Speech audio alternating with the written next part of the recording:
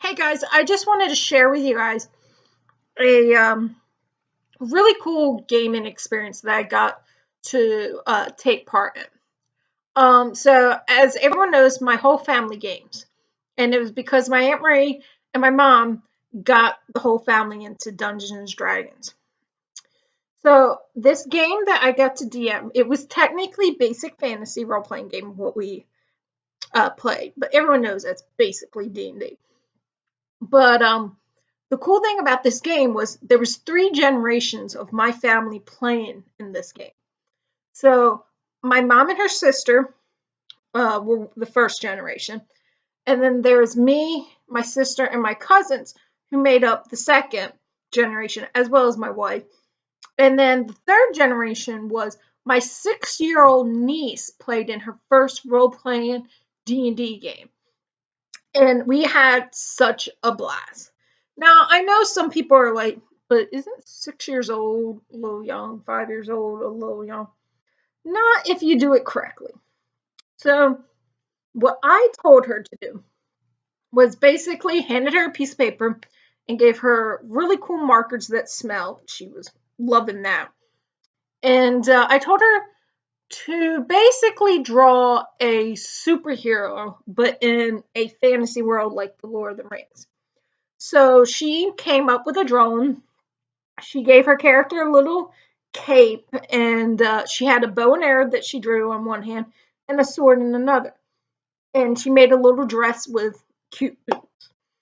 And so when I did that with her, after it was done, I was like, okay, so this is your character. So you're going to tell me using this character what she's like in this world.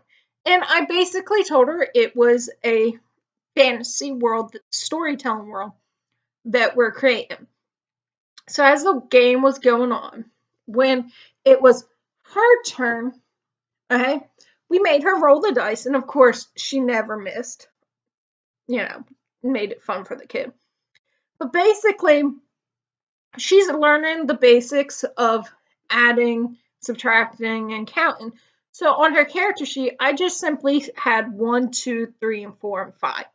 So basically, I would have her add these numbers to like whatever she rolled. That was so she could work with her adding skills. And I had her tell me what her character would do in the story and all. So she had a great time with that. But my niece is very much a visual person. She loves drawing. So in the game, she realized that her character needed a friend. Now, I wasn't allowed to take home her character sheet because that was her first character sheet. But I got to keep her friend's little sketch, her character's friends.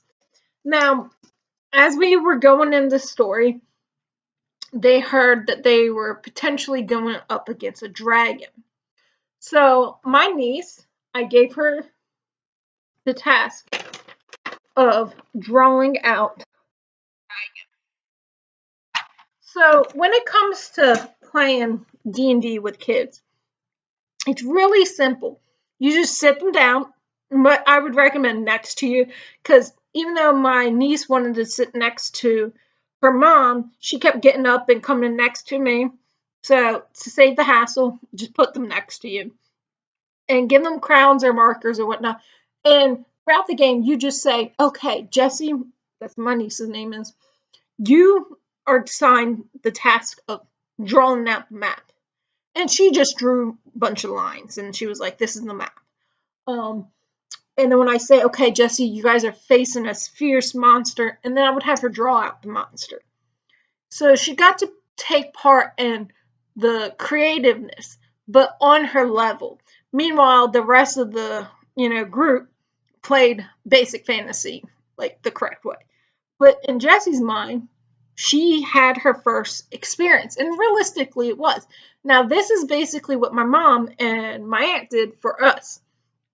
And now my niece is like super excited for the next time that me and my wife go to Tennessee now because she wants to have that D&D experience again.